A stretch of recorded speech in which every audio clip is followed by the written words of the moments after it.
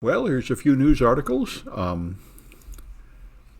This one might be one of the most important ones for students in this class. There's an OWASP virtual career fair, which would have to do with web application security, so you might want to go to that. OWASP career fair. This is in my news links, and you might want to go there and try to get a job. And here's a thread by Katie Mazuris. She was the person who made the bug bounty program at Microsoft. And I think she was also involved in the DoD bug bounty program. Yeah, join OWASP, yeah.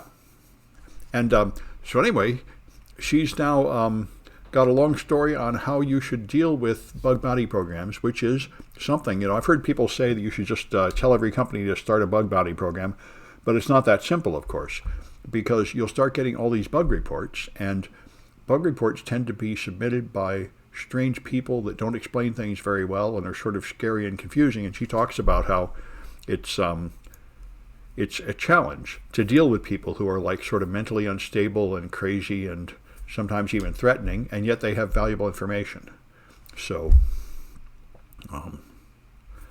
it's a very interesting thread, and it is a real issue in security. A lot of the people who are technical experts are emotionally and socially poor at communicating and poor at dealing with people, and so it is a problem. All right, and here's something a lot of people might like, steps if you're new to information security. A lot of tips here, so this may be, again, particularly useful to students.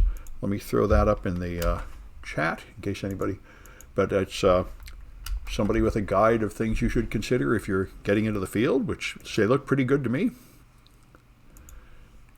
There's malware infecting MetaMask. This is something that's always bothered me about MetaMask. I really don't think a browser extension is a secure place to store your cryptocurrency at all. The connection to the browser seems to give it an obvious attack surface that it doesn't need to have, and that's what this malware does. It attacks crypto wallets, and especially ones that are browser extensions. And that's why I was pretty upset when Twitter decided to connect your Twitter account to your MetaMask, because Twitter accounts are a huge attack surface. They get hacked all the time. So it seems to me like it'd be a whole lot safer for your wallet to be a separate application on your device, not connected to social media, not connected to the browser. And there are wallets like that, like the Exodus wallet. But anyway, and of course, if you have a significant amount of cryptocurrency, it ought to be in a cold wallet. A wallet where the private key is not on any computer anywhere. It's like printed on a piece of paper in your safe. Anyway, so Havana syndrome, we've heard about this for years. American diplomats and other people in foreign countries get this strange brain damage, giving them hearing loss, memory problems, and all sorts of things. And people have gone back and forth in saying this is some kind of attack to saying this is all just fake. And the latest panel says it does seem like some of these are in fact caused by some kind of external attack, and they suggest it's a radio frequency attack that could be made small and portable. So that's news to me. I thought it took a lot of radio to affect humans, like those huge towers you see on the hills. If there's something you can actually carry around like a ray gun that would actually, seriously hurt people with radio, that's surprising. And I would like to know more about how that technology works. Because radio is extremely inefficient at affecting humans. A bullet is a whole lot more effective if you want to hurt somebody.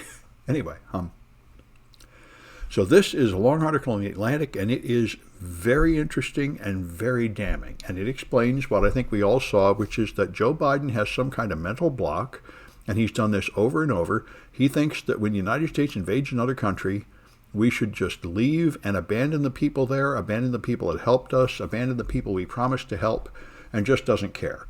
He doesn't think we have any responsibility to them. It's perfectly fine that we leave our translators there to die and the women there to be turned back into slaves and stuff. And that's what we've done.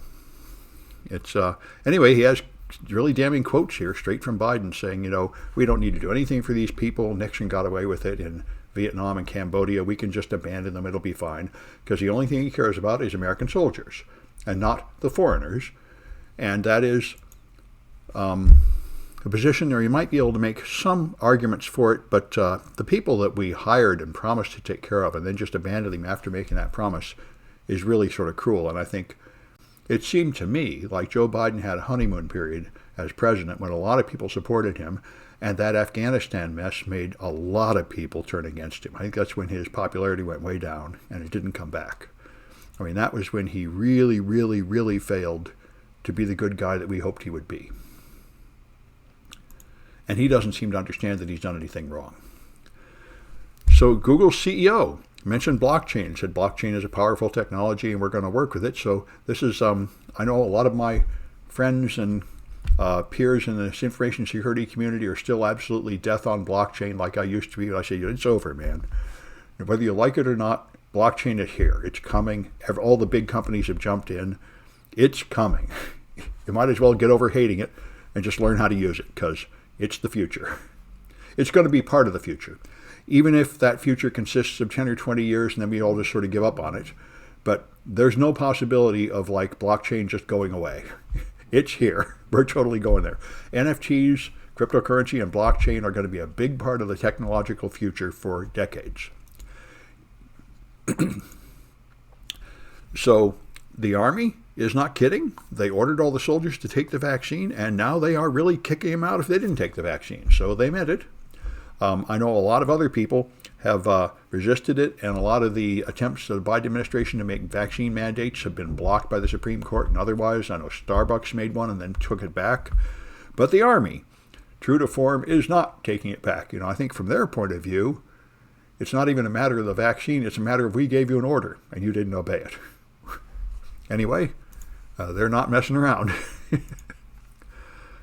Said San Francisco is lifting the mask requirement for people who are vaccinated and boosted going to gyms and such. So gyms and offices. So we'll see what comes of that. But they say that there's a high vaccination rate. I don't think there's a low transmission rate in San Francisco, though, which is why I think Violet Blue is very much against this. But anyway, it's happening. And this one, I was amazed to see. It reminds me of Theranos. Your roommate brought COVID back from the gym. Well, yeah. That would seem to be what would happen, doesn't it? I don't even drink coffee inside a coffee house. I sit outside, even when it's like windy and cold, because it just seems like an unnecessary risk, But I guess if you're a serious bodybuilder and you need to have like all those fancy machines, then you'd want to work out in the gym. But yeah, I know it does seem like a great place to catch COVID. Even if you're wearing a mask, all that heavy breathing and sweating, it seems like you would probably be expelling a lot more COVID than average in there.